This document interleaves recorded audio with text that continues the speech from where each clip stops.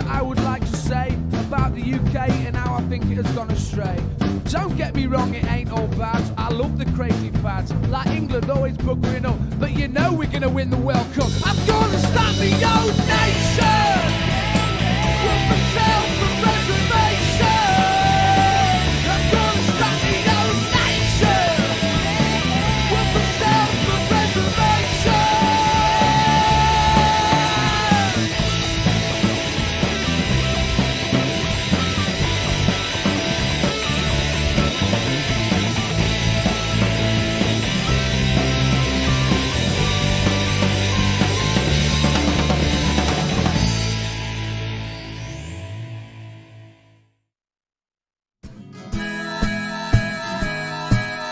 Keep the red flag flying here. And hello, watchers. It's really lovely to see you. What did we decide we were going to call? What we were, Jane? Can you remember what we decided? It was the Justicios. The Justicios. Yes, I don't know why we chose that name, but welcome anyway. You're so pleased to see you. On what is a really solemn and tragic night, and we're all in sort of a shocked and very sad mood at the moment. I was under tremendous pressure to include Gaza on as a topic of discussion this week, but I persuaded the members of the team to leave it a while. Because this we talked about it last week and gave our first impressions, and the situation is changing so rapidly, and I think perceptions and attitudes are changing very quickly as the full horror of what's going on there begins to unfold. So we will leave it a while, and we're not going to discuss it tonight. If that's a mistake, I apologize to you all. It was on my head, be that. But anyway. Welcome to my team, the amazing Paul, the wonderful Neil Terry, and your beard just gets more magnificent every week. And oh, Jane, we are pleased to see you back. Thank you so much for joining us again. Thank you. And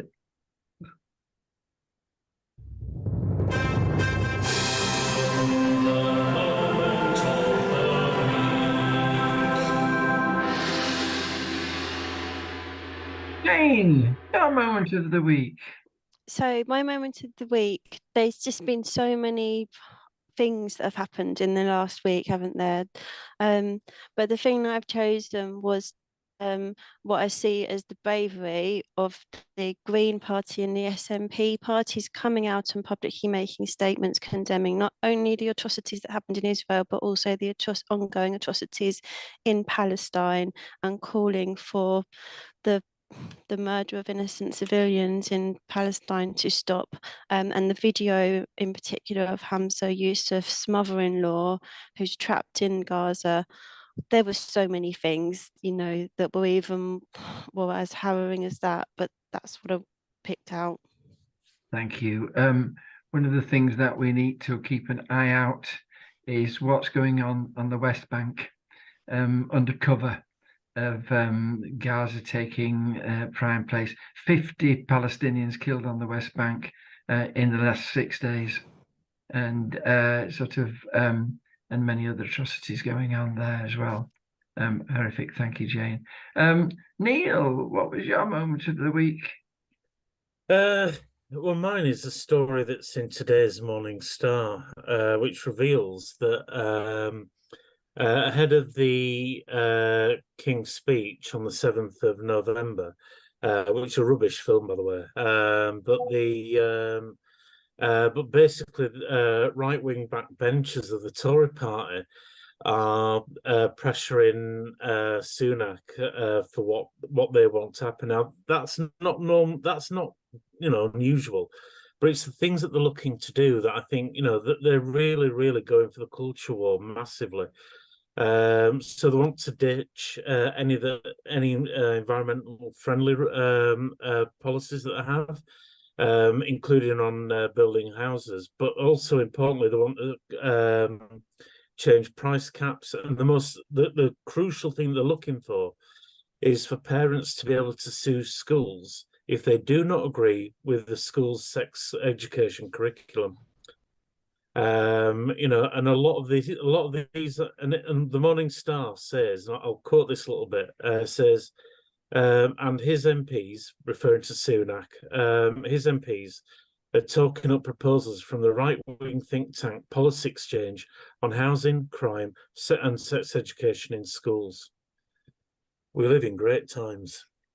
The rush rightwards is horrific. It puts some clear water between Labour and the Conservatives, and sort of hopefully galvanise some people in the centre to realise which way we're heading. Thank you so much, Neil. Well, there's not much. There's not much of a gap. I mean, I was at Tory Party conference photographing it for 4 days, and it was difficult to work out. I mean, one very, very quick thing I want to say is that I listened to a bit of the speech by the Shadow Justice Secretary, and the amount of times that she said, "We are the party of law and order." Who else says that? Yes. Well, we'll be talking about these things in a little while anyway. Thank you, Neil. And Paul, your moment of the week. Oh, by the way, before I interrupt you, Paul, you must subscribe to the Morning Star. There are so few publications which are just not wildly aggressively right wing, and we have to support financially the few sorts of publications, and the key one is the Morning Star. You can sign up online, and it's very cheap. It's value for money as well, and you will get a different view of what's going on. Big call out for the Morning Star. I'm so sorry, Paul, to interrupt you. What's your moment of the week? Well, I know we said we weren't going to do much on Palestine, but I can't not have my moment of the week being the fact that this seems to be the culmination of a really long-standing policy of getting rid of anti-Israeli voices, pro-Palestinian voices, whatever, people who are willing to call out war crimes. When you had Keir Starmer on LBC saying that he says he thinks Israel does have the right to shut off water and things like that, and it just shows you how far the political discussion has gone. Yeah. Not just into the gutter, but it's evil. It's purely evil. And I described Starmer earlier on in this week as the Mr. Magoo of evil, because he seems to accidentally trip over and fall into racism. He seems to be accidentally racist. I didn't mean that, or he'll accidentally support war crimes and stuff like that. What is he? Is he this forensic guy who knows exactly what he's doing, a human rights lawyer who understands human rights? Or is he something else? And I think he's something else. I think I do think his policies are evil. I can't stand the idea that I was ever anywhere near him, with regards to how could he have been in the same political party as me? When you've got the likes of Andrew Tate calling out, what's going on in Palestine, and Starmer isn't. That's breathtaking, absolutely breathtakingly bad. And we've had those. There's a bit of backtracking at the moment from the Labour front bench, because Lammy earlier on declared that he wants to be he wants the top job of being foreign secretary, so he has to say these things. You're like, what? You're putting your career over people's death? You horrible, horrible man. And he did that. And anyway, we've now had the International Centre for Justice for Palestine threatening all UK politicians, saying you will be complicit in war crimes under the legislation. You've seen a bit of a backpedal from those front bench politicians now, on both sides, a little bit, saying, we need to not kill everyone in Gaza, but they seem to be fine with it. They're not calling for a ceasefire. And then a load of academics today, legal academics from around the world, have now written to the Labour front bench saying, clarify your position now, because we think that you support war crimes. Thank you. What a world we live in. Imagine if this had been Corbyn somehow Mr. Magoo himself into supporting war crimes. It's a disgrace. We should be calling for better than this from our so-called leaders. That's it. Absolutely. What struck me very strongly was that under Corbyn, the cry was, we need to root out anti-Semitism. It's not a pro-Israel lobby. It's anti-Semitism. We're not denying pro-Palestinianism. We're not sort of giving way to the Israel lobby. It's anti-Semitism. Well, if that was the truth, there would be no reason why they could not condemn what's going on in Gaza at the moment, because it's not anti-Semitic to say that the state of Israel is committing war crimes in Gaza. And sort of, you're absolutely right. Other parties have done so, and we actually said as well, kowtowing to the Israel lobby, not daring, and it's all for votes, not daring to condemn what's going on. It's outrageous, really. And I think it's very important to say as well that that we discussed this just before we came on air, that some of the strongest voices, some of the best advocates for the Palestinian people are Jewish people. There's a group on Twitter, it's called X now, isn't it? But on Twitter, called Torah Jews, who speak about how their religion forbids them from supporting the state of Israel because they're not meant to have a state. They're meant to live around the world and share their lives with other religions and stuff. And there's so much kindness, and the fact that like Jewish people around the world are being arrested for their support for Palestine. I honestly think that that's breathtaking bravery, because there possibly will be people in their family absolutely terrified of that stance. And I think like sometimes it's breathtaking bravery from those people who are leading the way, and yet you don't hear about that. We're the ones who aren't anti-Semitic because there are other people who are saying that actually like it's a Jewish position rather than an Israeli position, and we can see the difference between those two things. We can see it's not a Jewish position, it's an Israeli position, and we respect all those brilliant people who speak out even while they're in fear of what might happen to them, and those people as well who live in Israel. Yeah, in Israel, there are groups of people who are beaten up weekly. But yeah.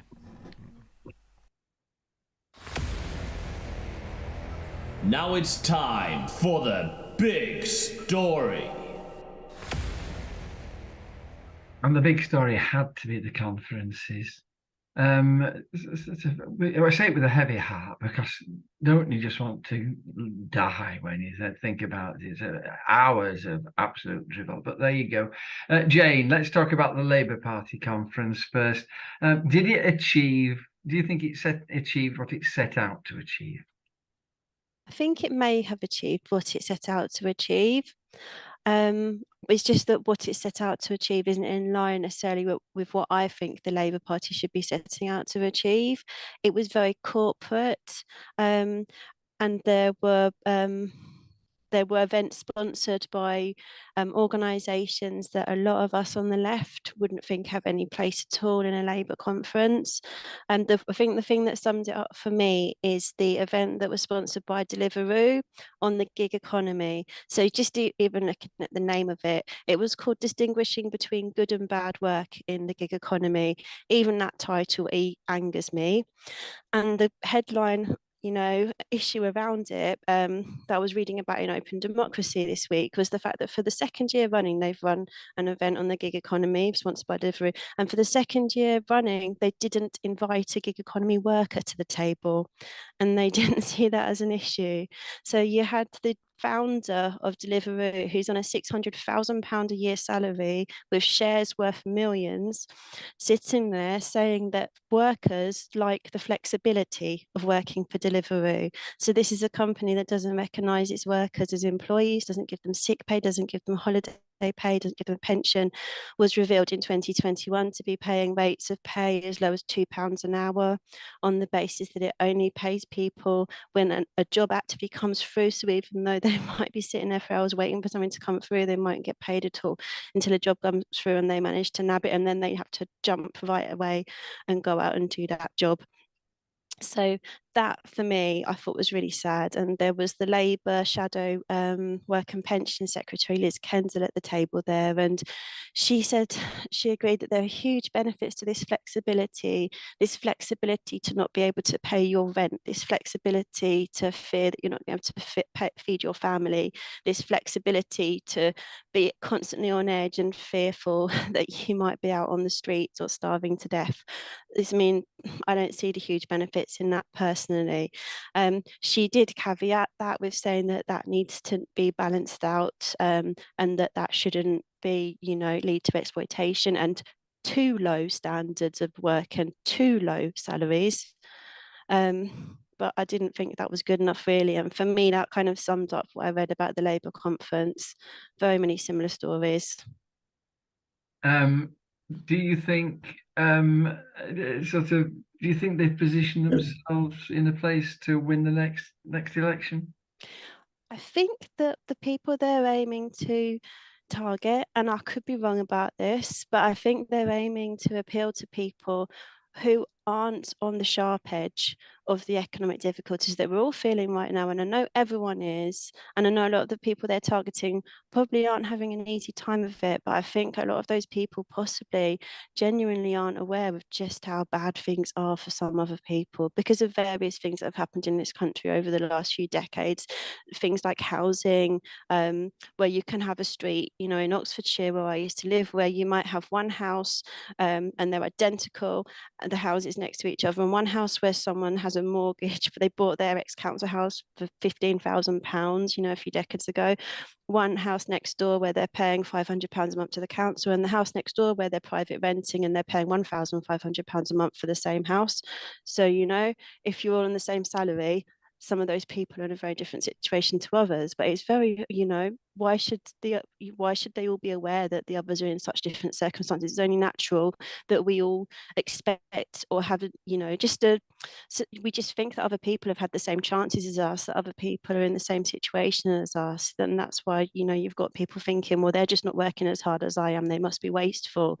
And they don't understand there are just different situations going on that our media is very poor at reporting on. I mean, do you think it's unaware or just don't care? I think to a large extent it's unaware. I think the thing is we've all had hardships in our lives, haven't we? So I think there is a natural human, reaction where someone suggests that someone else has got a certain situation harder than you, and you kind of, your defenses go up and you think, oh, but I've had this and this happened to me and they haven't. I don't think it's, mean-spiritedness, but there's not enough talk and debate about this, so people don't get the chance to think about it too often.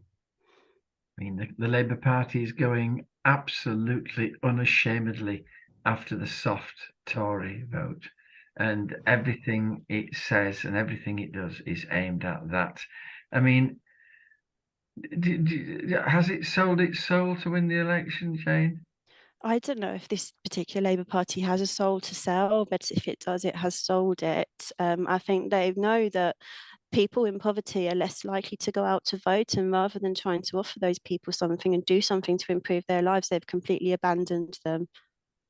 Thank you. I disagree. I think it has got soul. It's got our souls at the very top of the party. Thank you. I'm here all night.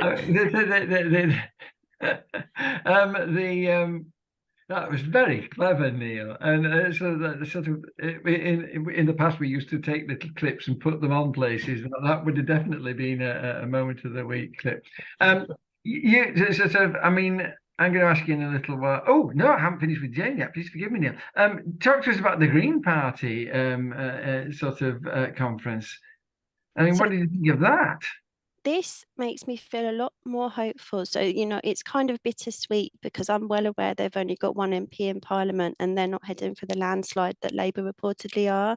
But when I look at what they're doing, the way they're doing things and the policies that are coming out of this, it just really excites me. So to compare with that Deliveroo event, one of the events they had at the Green Party conference was a debate and it was called How to Reduce Carbon Emissions and Restore Nature While Supporting Farmers and Producers. So the title doesn't grab the headlines like Labour's does. The title sounds boring, and then I suppose, well, wait, but when you look into that, there's so many good things about that. You know, protecting the environment, restoring nature, supporting farmers and producers, and they've had, you know, representatives from lots of different groups. They're farmers, the World Wildlife Fund, and they were talking about making sure farmers get paid a fair price for their produce, because at the moment they get a tiny share of the money, and you've got middle organisations getting more. Making sure that the general public can afford to buy that food. You know, they actually recognise that people are struggling, integrating the NHS and health into the food system.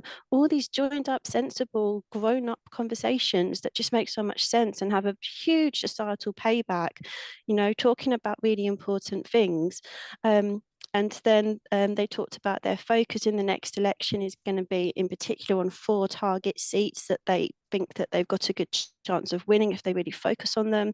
So they've quadrupled the number of councillors they've got since the last election, and they're looking to do the same in Parliament. And some of the policies that came out of that conference, they've already got some really good policies. So just on housing, actually, because what Labour is saying, for instance, is that they're going to relax planning regulations to build 300,000 houses over 5 years. What the Greens are saying, and there's no talk of social housing within that, what the Greens are saying is that they want to increase social housing stock by 150,000 every year, and partly by bringing empty houses back into use, but also by building. They want rent controls and they want investment in retrofitting. So those are really exciting and sensible things that we really need to do that they're talking about.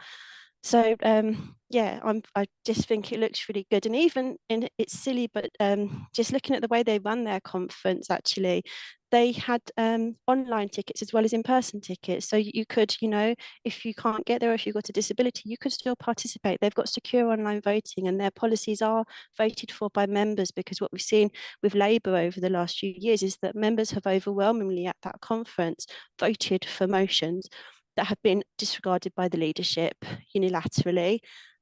So the way they're doing things really gives me hope. And they criticised Labour for what they're doing, made some very good points that I don't think were point scoring. And Adrian Manzi, one of the co-leaders, said, what's responsible about letting 250,000 children grow up in poverty by keeping the Tories' cruel 2-child benefit cap?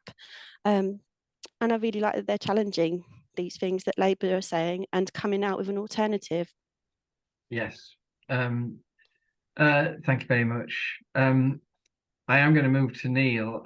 I'm going to ask you, the question that I'm going to ask you in a while is that, so are you going to vote Green? That's the question. But before I do that, I know you were at the Labour conference. Can you just briefly tell us what your experience of Labour conference was? Most of the people watching will never have been to a Labour conference. So tell us generally, what's it like? What was it like this year? Well, it's the first year I've actually properly gone into it, and just to say I'm there in a professional capacity, not as a delegate. I've not got enough patience to be there as a delegate. I'd fall asleep in 10 minutes. But I think Jane hit the nail on the head when she said it felt very corporate. It really did. As somebody said to me last year, it was middle management that were in charge. It's now the chief executives that are in charge.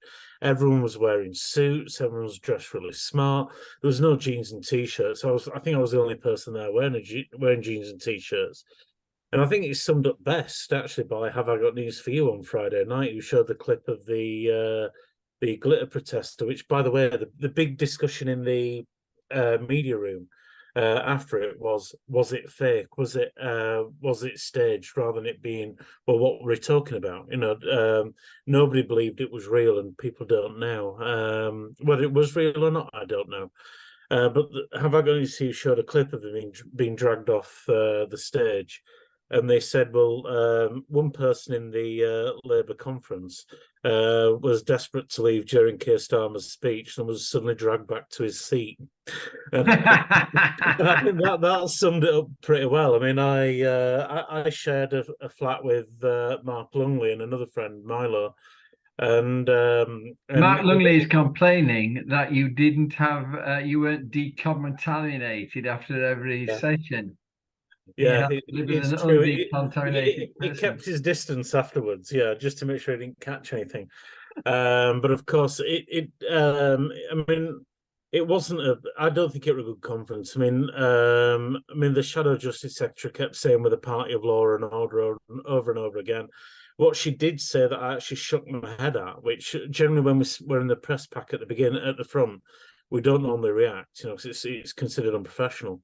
But what she did say, which I actually found horrific, was that she said people choose to commit crime. So mothers that can't afford to feed their babies and they go out and steal formula and stuff like that so they can feed the children are choosing to do that. You know, this coming from the party leadership that doesn't want to abolish child poverty. You know, I found that horrific to hear. You know, there was not, and it were all about, well, we need to build more prison places, which I know we're going to go on to soon, so I'm not going to go into too much about that. And then Rachel Reeves' speech, which, you know, it's the first time I've ever spent best part of an hour photographing a plank of wood. But hey, but the one thing she did say that I liked was that she's going to put VAT on private school fees. And also tax private schools and put that money into state education, which got a huge round of applause. I'm like, no, actually, that one is a good idea. But the last thing I'll say about the Labour conference is this. I couldn't stomach Keir Starmer for that long. And I left the conference hall probably about 20 minutes in. And I came outside, and the biggest crowd watching the conference from outside of the hall were people that were stood around the GB News stand watching it on there. Now, GB News pretty much set the agenda for the Tory Party conference the week before. Not only was GB News in there, had quite a large stand, but they had lots of people stood around watching it. It was just like some dystopian kind of thing, and I've actually got a photograph of it. I've just not published it yet, but I have got a photograph of them. Thank you, Neil. I'm so sorry to just interrupt you. Let's go back to the question I was going to ask you. Have the Greens done it for you? No, quite frankly, no party has. If I'm honest with you, having heard and seen what I have of the conferences, none of them have. I mean, I keep saying this every time. We need system change, not government change. And I'm under a lot of pressure from a few friends to vote Labour at the next election just to get the Tories out. They don't seem to understand. Well, there's no point replacing them with someone else who's pretty much as bad. You know, I want system change, not government change. Thank you. Paul, last question. Tory conference, Labour conference, Lib Dem conference, SNP conference, Green conference. Who won the conference season? Who lost? And does it matter? I would suggest that the people who won were the corporations, the billionaire-owned media. They're getting their own way. The people who want workers to have fewer rights, they're getting their own way. And the people who want to not have their wealth taxed, they're getting their own way. I think the people who lose is everyone else. It's very clear to me that nobody, and I mean nobody, including the Greens, who have the best positions out of anyone, not particularly great or anything like that, but not evil. You know, they have the best positions on things, but no one seems to be attempting to engage anyone who isn't already engaged. So what the policy seems to be is have as few people involved in democracy as possible, have as low turnout as possible. That is easier to predict. So if you have lots of people politically disengaged, then you know those right-wing voters will turn out. So it makes Labour's strategy in that respect sensible, because we saw like the upturn. If you look at younger people who vote and their voting habits, they were much more likely to vote for the Labour Party under Jeremy Corbyn. We saw a massive progression to the left. Now they don't want that. They don't want a politically engaged youth. They don't want a politically engaged working class.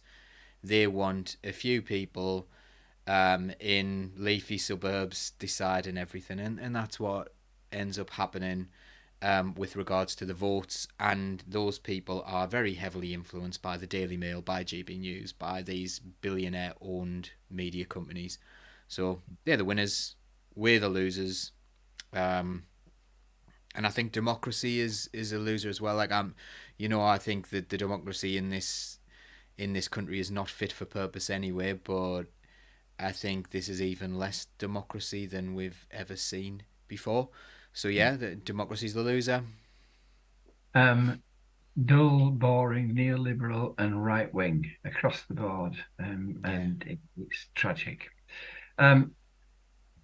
Thank you. Those were great comments, by the way. Let's move on.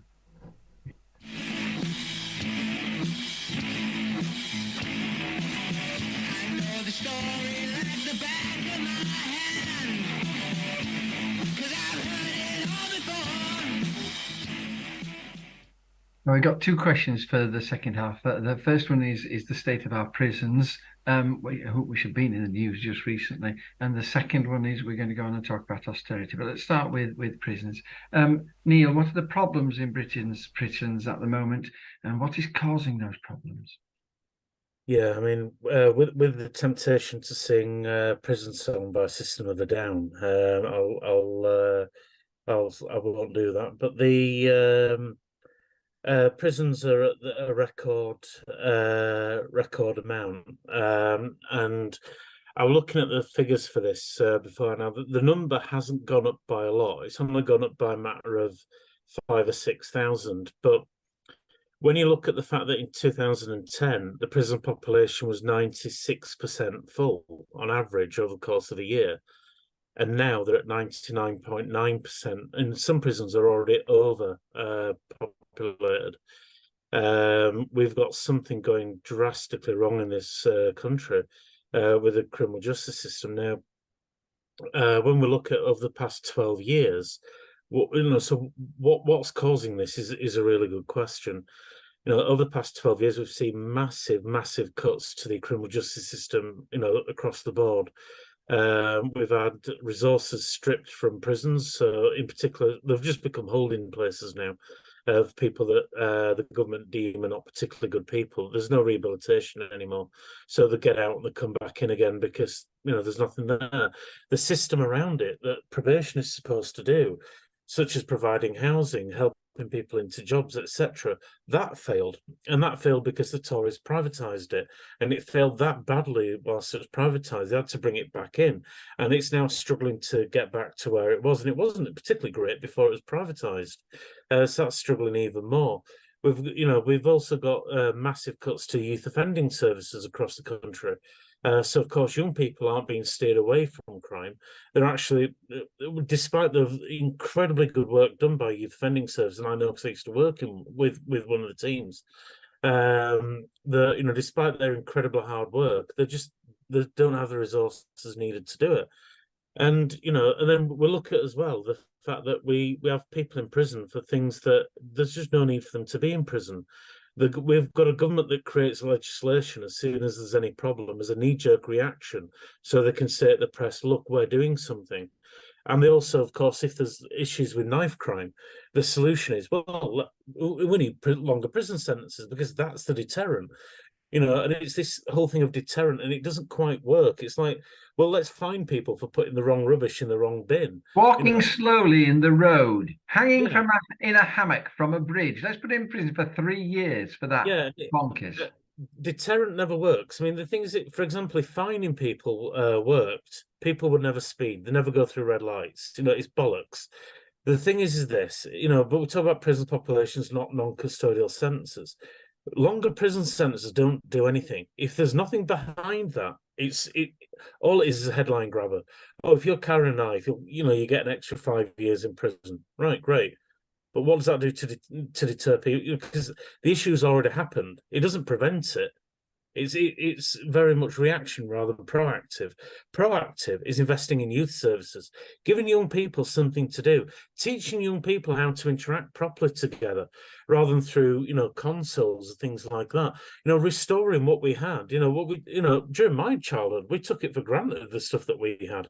Yeah, we still hung around on street corners, of course. But we still had a lot of normality. Whereas now there's that isn't there anymore. And another thing as well, another big thing that never gets talked about is the amount of people that are in prison for joint enterprise, which is where if there's a group of people and one person murders somebody else, everyone else who was there and part of that group, even if they did nothing whatsoever, they are just as guilty. And there's a group called Joint Enterprise, Not Guilty by Association, who really deserve a follow and some love, because they're fighting against this, and and they really need the solidarity.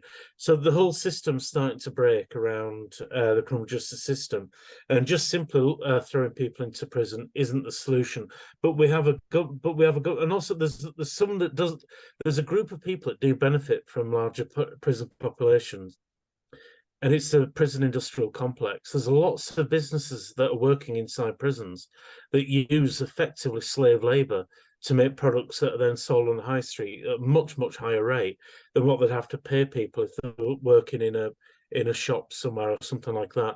So there is a benefit to having higher populations of prisons and all that as well. But because we haven't built more prisons, because actually we should be looking at how to keep people out of prison, not how to throw people in prison. More and more of the prisons that are being built are in the private sector as well, who benefit. But there's another, when we talk about prisons as well, my final point is this.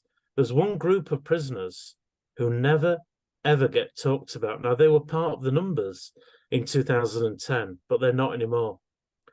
And that's the people in immigration removal centres. They are never, ever considered as part of this. People who've done nothing wrong other than just wanting a better life. That's not a crime.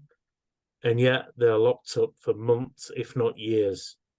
And yet they have no rights whatsoever. They don't even have the rights that prisoners have, and yet they're never talked about. So I think it's important that we do include those people as part of this.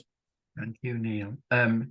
Some fabulous points there. Thank you for raising all those, and some good points being made on the chat as well. If you want to have a look, a fine, Mark Lungley says, makes it legal for a price, in effect, which is really interesting. Paul says, while Michelle Monenko have stolen multi-millions and nothing happens, and we're putting mothers in prison for stealing formula. It's crazy. Some really good Anthony Riley. Does anyone else see the relationship between the authoritarian society and the increase in crime and punishment? Jacqueline Hemmings, wasn't there a famous case of an autistic man who was threatened with deportation after he'd been in prison for 5 years as a result of joint enterprise? The wonderful comments. Thank you, people. Paul, the government has made some suggestions about how it's going to cope with the overcrowding of the prisons. I mean, tell us about them and tell us what you think about them. Some of them strike me as absolutely horrific. Well, there's some talk about releasing people early, 18 days early. That sounds like sort of maybe a little touch lenient, and people might say, oh, well, you're being a little bit lenient on those criminals. However, what it actually means is those people may have less time to sort themselves out with accommodation, which increases reoffending rates and things like that, find themselves on the streets without organising themselves that way. Or if they have victims, so if they were the perpetrators of domestic abuse, for example, it gives someone 18 days less to learn to cope or find a safe place or take protective measures. So there's that. There was also talk about using those portable prefab blocks and like, you know, This like they is use what in horrified schools. me. Pop-up cells they were talking about. I Um, mean, have I got the wrong end of the stick there? I mean, tell us about that. so they sometimes use these in schools, and it's just these blocks that they drop in, and you know they're not too bad for a classroom. I don't know if they're a good prison cell. I've never been in a prison cell one. I find the whole idea of it a bit strange because I don't really know how that helps. Even if those were adequate accommodation, even if those were fine, which they might be perfectly safe, they might be perfectly warm, what have you. But like the staffing levels are the same. You know, they still, so you can't just put more people in prison and then go, right, okay, you've now got more people to deal with. You've now got more food to, like, you know, to organize for meal times and all those things. Like, you know, more buildings aren't necessarily the right way to do this, but nothing we do is the right way to do this. And I think we have this very, very strange thing in society where we don't even question the things that we should question anymore. So if you talk about prison populations, like how we're going to deal with the increase in prison population, what we're going to do, and then you might say, well, oh, right, how we're going to deal with the mental health crisis? How do we deal with a crisis in obesity? You know, how do we do that? How do we deal with health issues?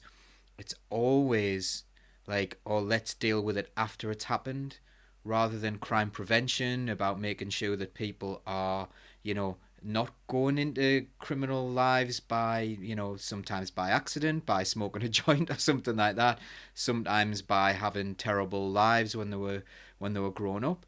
It's the same as the mental health crisis in schools. They're like, oh, we've got to, you know, let's talk about our feelings. We should be able to address our mental health in schools. All these children, like, what's making these children have terrible mental health difficulties, which could lead to them ended up in prison later, because a lot of the prison population have terrible mental health difficulties. So we never talk about prevention. We're always talking about dealing with the symptoms, not the cause.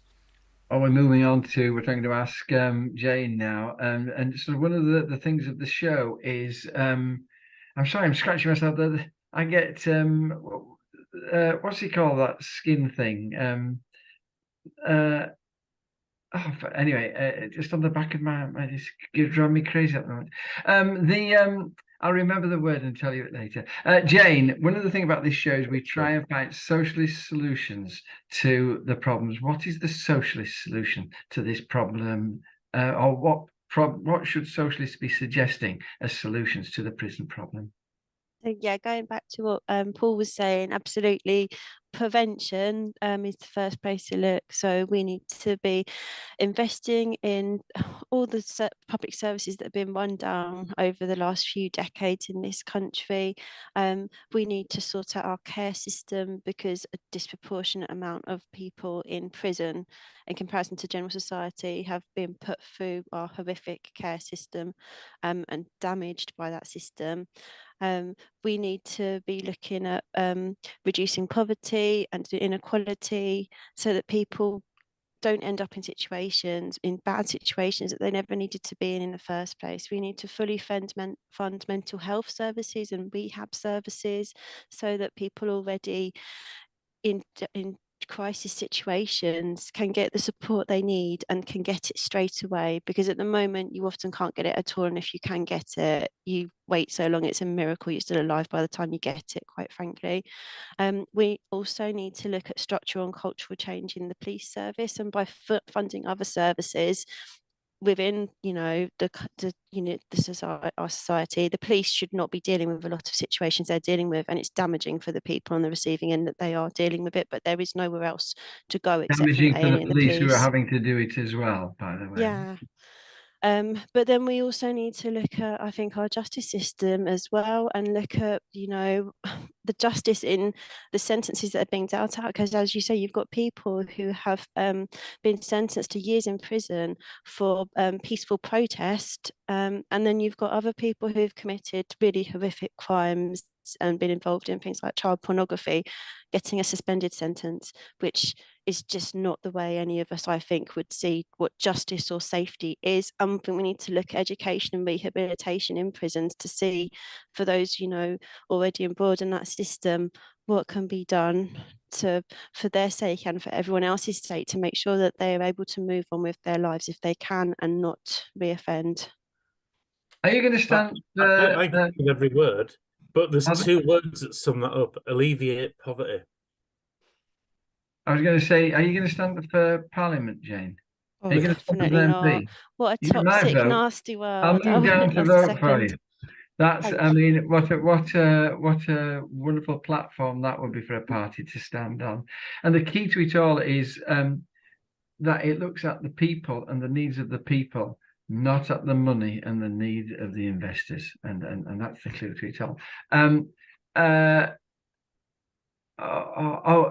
By the way, a number of people are coming. Eczema, that's the word I couldn't get. And sort of that's driving me mad at the moment. Oh. So the human face of your chair. Okay, and last question, austerity. Okay, this was inspired by an article in the Guardian that we saw, which talked about the confidence fairy of austerity, the delusion of austerity, the idea that fiscal responsibility creates growth that cancels out the effects of spending cuts. Paul, you've criticised the economic illiteracy of austerity many times, and then sort of the need of a fiat economy to balance the books.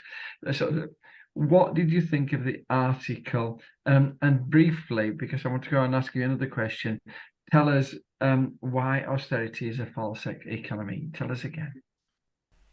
Okay, so the article, yeah, was just correct. It was basically saying that it appears that every single political party seems to be falling into the very strange trap, and it isn't a historically correct trap either. So, like, let's say after World War Two, Keynesian economics suggested that you spend your way out of the difficult times. They built the NHS, they built these massive housing programs, and the country got better because the government was saying, right, there's some money to the public, go and build, go and do things with it, go and spend it, and that money circulates within the economy, and that creates growth. That means there's more money to do things with.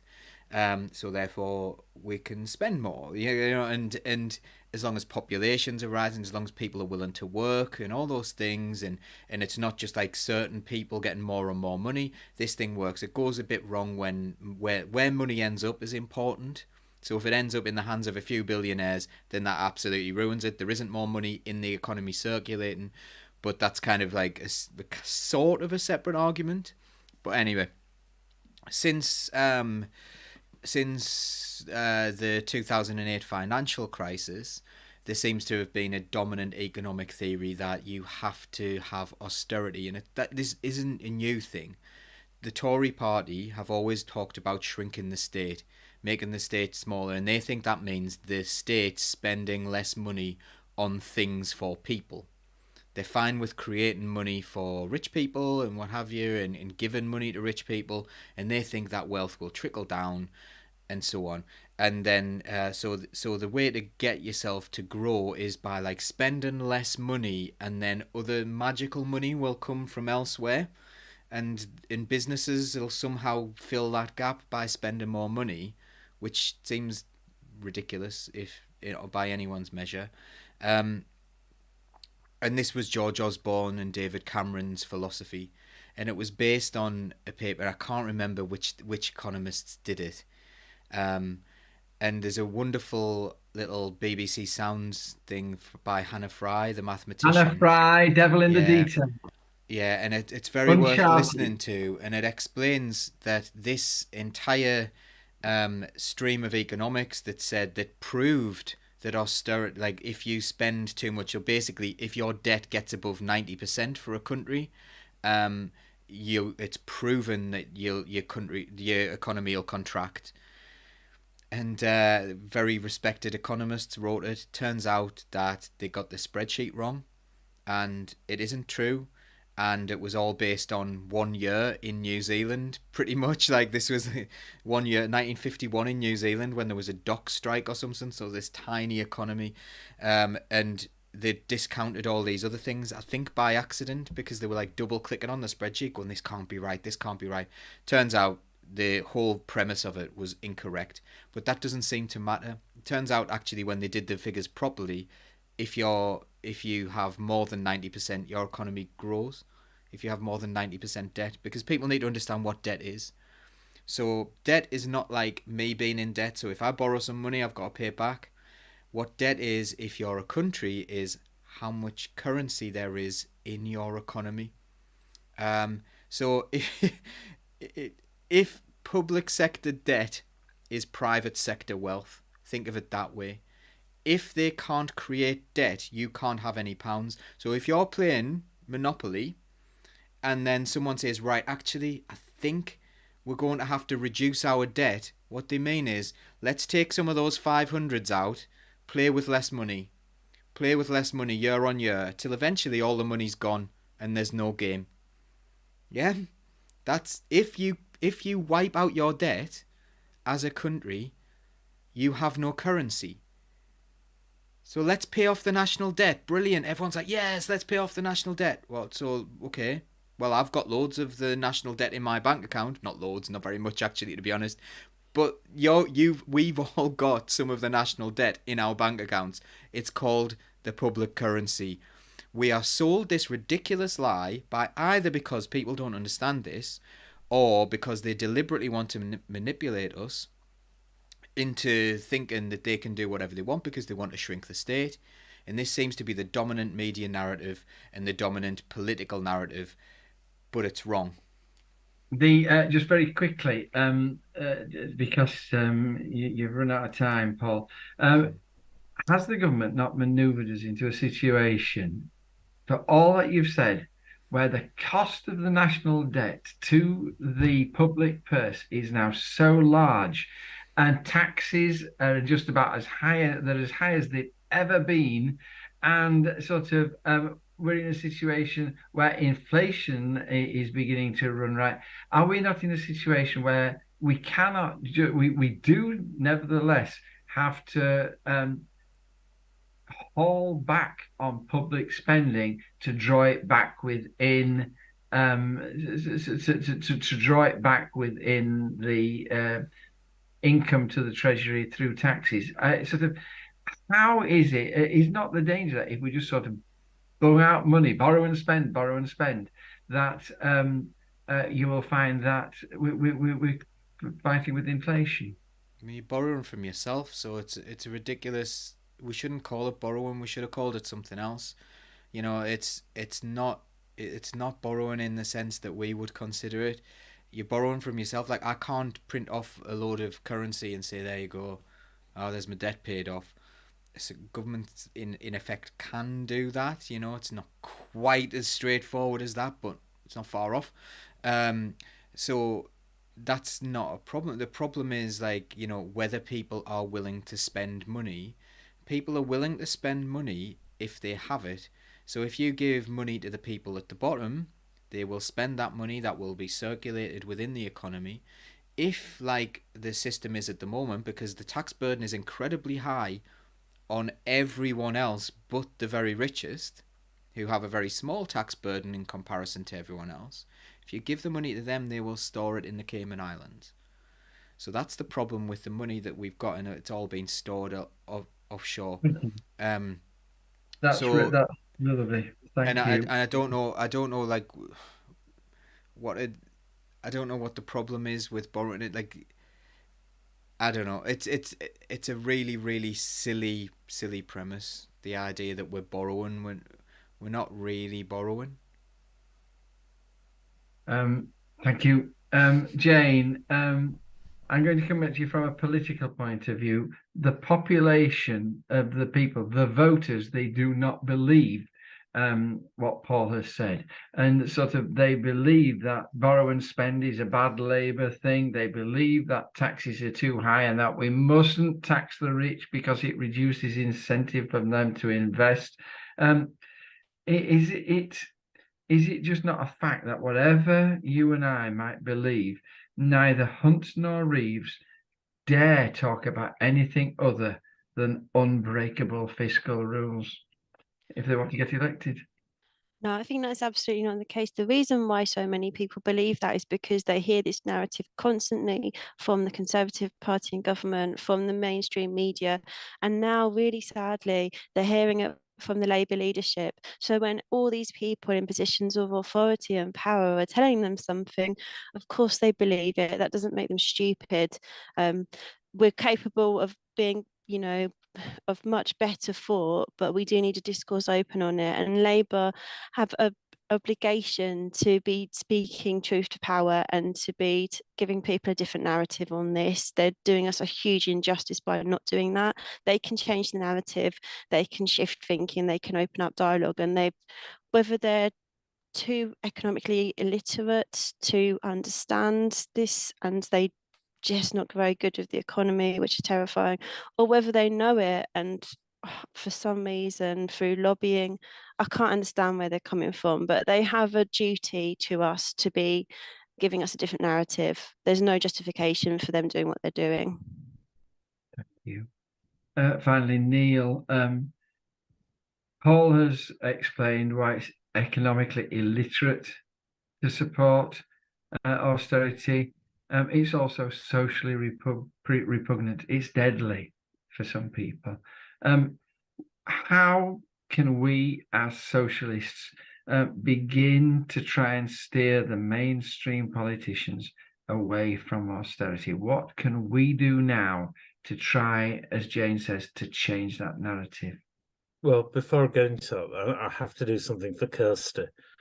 There you go, Kirsty, just for you. Anyway, yeah, we need to.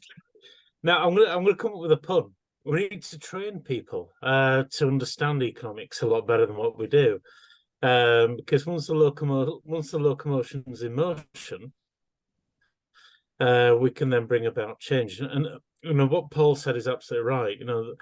We're constantly sold the same narrative of the national economy is like a household income, and it's not. It's really not. It's a lazy way of thinking that's stuck with us since the days of Thatcher, and we need to get rid of it once and for all. But as socialists, what we can do is help to explain that, learn it ourselves. There's many good books out there, many good ways of learning about modern money theory. Modern monetary theory, yes. That's the one. That's the one. Learning about that, understand it, and then go out and tell people about it. That's really the best thing that we can do as socialists. And there's one thing when the Tories keep talking about, well, we're fixing the economy, we're fixing the economy. Well, who are you fixing it for? You're fixing it for your mates. You're fixing it for the wealthy. We need an economy that works so that it supports people on the bottom rungs of society. For all the reasons that Paul has said, that if people have got money in their pockets, they spend it. And the rich don't. The rich accumulate it. The poor can only dream of accumulating wealth. So that's the solution, basically. So much. 10, 9, 8. It is. I'm Just counting 1 down minute. to Yeah, these people hour. are professionals. Sort of, please forgive me on the times when I've just stepped in and truncated the wonderful things that my guests have been saying. I have to say it's been a brilliant show tonight, and if you didn't think so, well, I can't understand why. It's just been so good to have you back, Jane. Neil and Paul, as always, spot on with your comments. And what our hope is that John, can I just say, if people weren't happy, they're not going to get the money back. No, whatever you've given us, we're going to keep. Just that the aim of Socialist Think Tank is to put out a socialist view on what is going on, and quite frankly, didn't they do that brilliantly tonight? Thank you so much, Paul, Neil, Jane. I'm going to shut up now. I've said far too much. We've finished absolutely dead on time, and I'm just going to hand over to the boss now, and we'll all go home. Thank you, and thank you for listening. Thanks so much to John for hosting the show, as always, doing a brilliant job. Again, I've done this in a quite rattled state because we've just found out that Israel have bombed a hospital, and that's kind of really, really nasty. I remember a few years ago when Michael Sheen made a wonderful speech where he was like, for God's sake, stand for something. And our politicians don't stand for anything, they do. But now we know they do. They actually stand on the side of war criminals, and that includes people who are on the alleged traditional right from the Conservative Party, and the people who are on the right now of the Labour Party and totally in charge. And that's in our name, and we need to call these things out because regardless of what political party you are a member of or not, these people speak on behalf. And when we think of like what's going on in Israel, we think of those citizens, and there are people within Israel who totally disagree with what their government are doing, but I think a lot of people don't see that. And when our governments speak for that, they speak for us. We have to make it loud and clear that we don't agree with them, and those protesters that were out at the weekend were absolutely incredible. I want to thank them for going out and doing that, and I want to thank everyone who makes a stand, because honestly, like, there's a genocide going on, and this is really, really, really, really serious stuff, and I don't really know what to say other than, if we don't do something, if we don't stand up against this real evil, we're going to see a country and a population wiped off the face of the planet, and that's it. And they can't come back. That's it. They're done. And all those people who were murdered today, they can't come back. The people who were murdered last week, they can't come back. This is not messing about, this is reality, and our government and opposition need to have the responsibility and the honesty and to understand what their position actually does, and their words have meaning, and saying that you support war crimes and that Israel have the right to do war crimes affects what Israel feel empowered to do. And if we want to stop them, we can't accept mainstream political leaders saying things that, like, saying that it's okay to break laws that are in place to stop genocides, because that's what those laws are in place for. This law doesn't say that you can't go around killing people in a war. It says there are certain things that will cause a genocide. Don't do them. If we say that's okay for our leaders to say that, then we're complicit as well. So, like, call it out. And I'm gonna leave it there. I hope those people find some safety, find some food, find some water, get supported, and I hope that this grip of absolute insanity by world leaders will dissipate, because I don't understand it. But love to you all, love to you in the comments. Thanks for doing that, and thanks for being here, and stick up for one another, and we'll see you soon, and hopefully the news next week will be better, but sadly I don't see that. But let's hope so. Solidarity, everyone. Take care. They said I had you muted there. Sorry, but both of you said Free Palestine there. So Free Palestine. Yeah. Take care, everyone. God bless. The red flag flying there.